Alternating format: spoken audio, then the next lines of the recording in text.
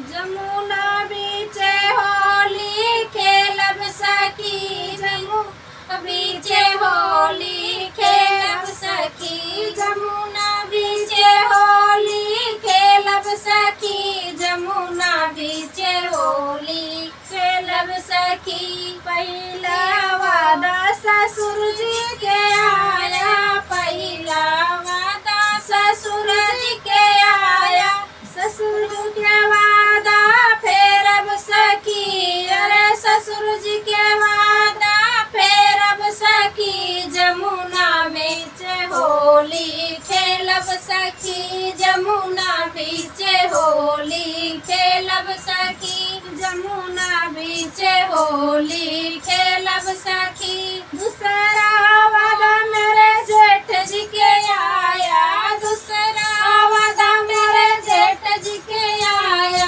जेठा जी वादा फेरब सखी, जमुना बीचे होली खेलब सखी, जमुना बीचे होली खेलब सखी। दूसरा वादा मोरे देवर जी के आया, तीसरा वादा मेरे देवर जी के आया, देवर जी के वादा फेरब सखी, जमुना बीचे होली खेलब सखी, जमुना बीचे होली खेलब सखी।